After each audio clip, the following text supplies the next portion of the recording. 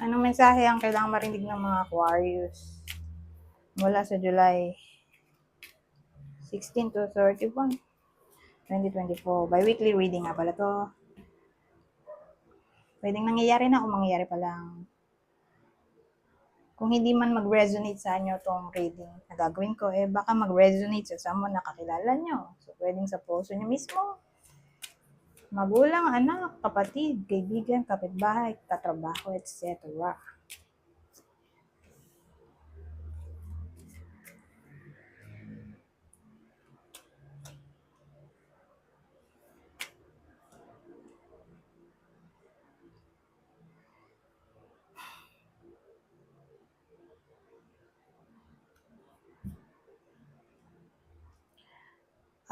Ano to? Di mo, may someone na mabait dito, oh. Oh, ayun, oh. Binibigyan niya yung nangangailangan. Ang problem, ayun, oh, nakalagay. Disadvantage. Masama pang naging mabait. MG. Tingin ko, yung disadvantage dito, dahil masyadong mabait, baka ma-take advantage.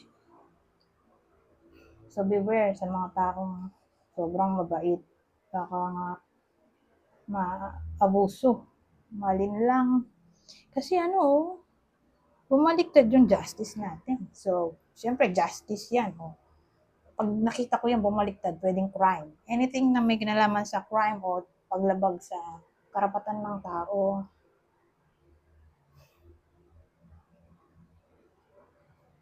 Tapos na partneran pa siya ng the devil, oh. Di ba ito na lahat ng kasamaan? Kaya nga, card to ng toxicity, negativity.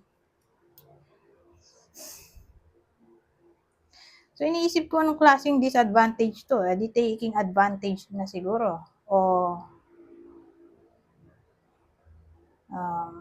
deception. Scam na siguro. Pwede rin.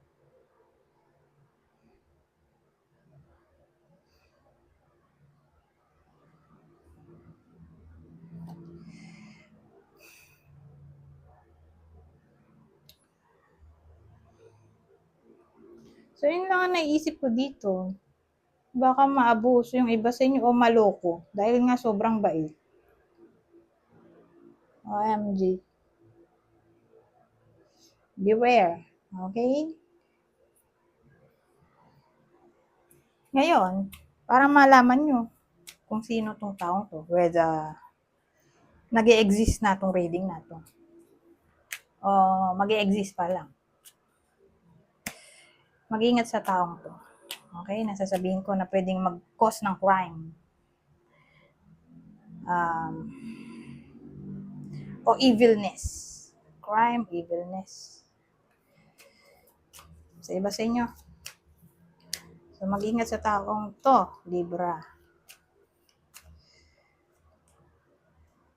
Ito Mars, Scorpio, Aries. Okay? Ito namang reading natin specifically 2 weeks lang. Hindi naman siya forever. So, mag-ingat sa period ng July 16 to 31, 2024. So, pang 2024 lang. Yun lang yung period natin. Hindi siya forever. Kaya yan. Mag-ingat sa mga taong to. Who knows? Baka bumait pa sila pagkatapos ng July. Pag August onwards. Pero kung July 16 to 31, yun nga. Dapat mag-ingat. Kung ayaw nyong malin lang o umiyak, kailangan ng iba yung ingat. Ngayon, mag-iiba tayo ng deck. Playing cards to .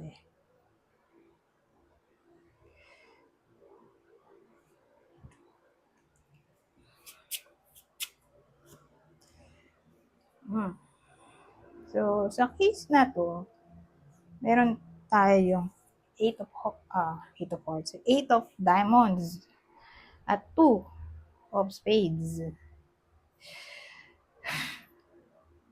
8 of Diamonds, 2 of Spades.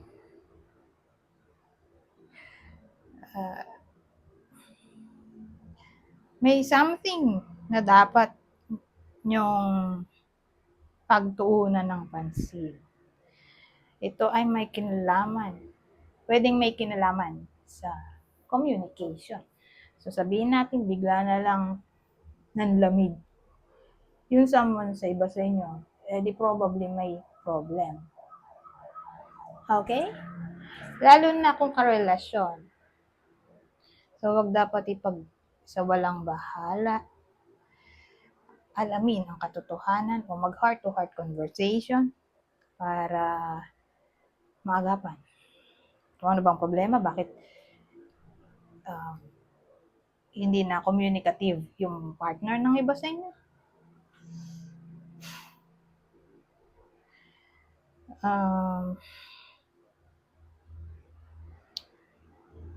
Ano pa ba? So again, 8 of diamonds, tapos 2 of spades.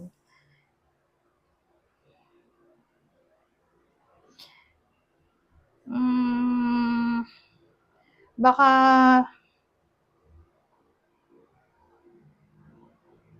dito kayo malilinlang sa pera. Yung sinasabi ko dito, pera yun. Kung ididikit natin to, dito, itong mga to, taraw dito. Pera, posibleng pera.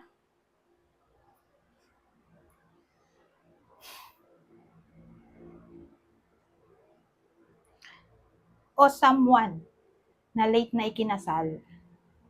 So, yun yung pwedeng specific description ng tao na dapat mag-ingat. Yung mga ikinasal ng 30 na.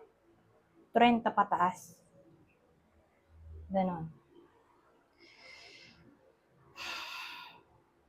O baka nga ikakasal pa lang.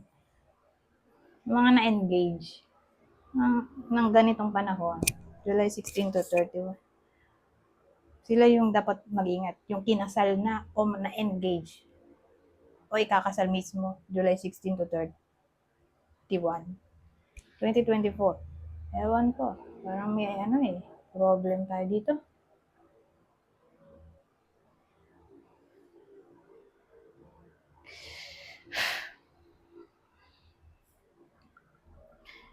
Well, actually, ibang senaryo. Halimbawa, yung iba sa inyo, whether kayo mismo to, o someone na malapit sa inyo, na nag-apply ng work. Bagsak yun. OMG.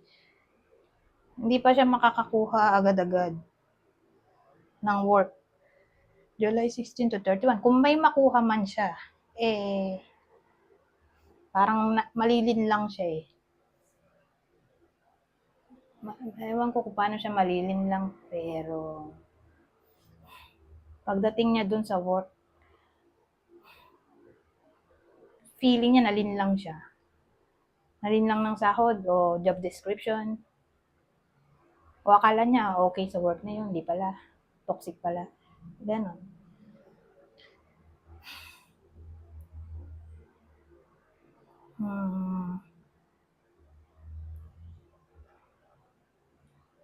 Ano ba ito?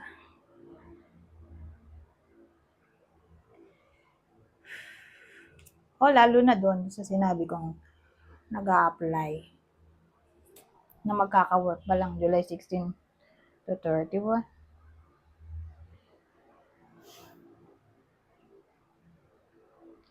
O baka tungkol to sa traveling. Kasi pwede rin ganun. Baka ma-scam. O pagdating niya dun sa trabaho. Pagdating niya sa workplace, kasi may iba na ganun, di ba? Nag-migrate para mag-work.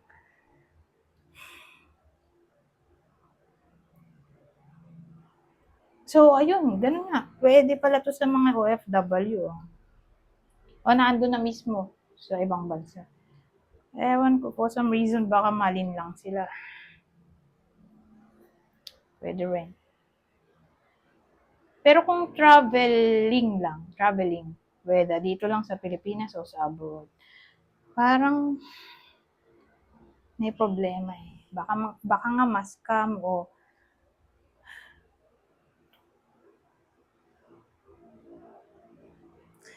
hindi ko lang kung saan mismo yung scam na yun, sa pagbabayad ba o dun sa lugar na pupuntahan nila. Hotel, motel, yung pag-i-stay yan, parang may anomalya. So, maraming pwedeng cause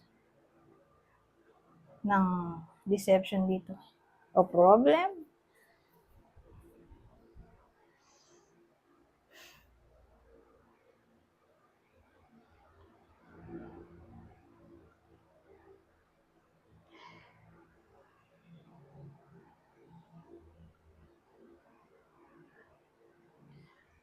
Maisip eh.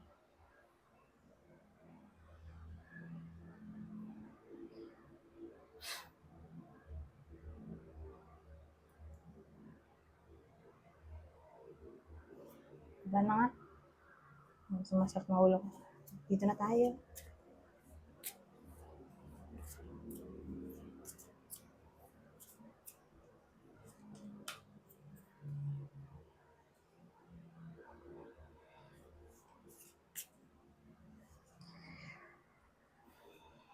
Hoy, success oh. Well, yung mga sinabi ko dito sa tarot, playing cards, na negative.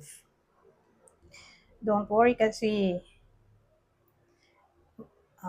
either magagawa nyo ng paraan o matuturn nyo yung negativity sa positivity o pwedeng malasin pero naging swerte, blessing in disguise yung pwedeng mangyari o malalampasan nyo rin yung problema. Pero probably mataturn nga ng iba sa inyo yung negativity into positivity o blessing in disguise yung kalalabasan nito kasi strength tas success mo. O pwede rin naman kung hindi natin i-connect sa mga to, sa tarot, playing cards, ito lang. Magiging determined yung iba sa inyo na makuha tong success o yung anything na manifest nila o dinidream o wini-wish. Kasi may success tayo. Nasa kabila ng pwedeng problema na ma-encounter o na-encounter na ng iba sa inyo, nananatili pa rin silang matatag dito, hindi sumusuko, kaya yan, makukuha nila itong success. Hindi ko na i-clarify kasi tatagal tayo, 30 minutes na tayo. Anyways, hanggang dito na lang, goodbye.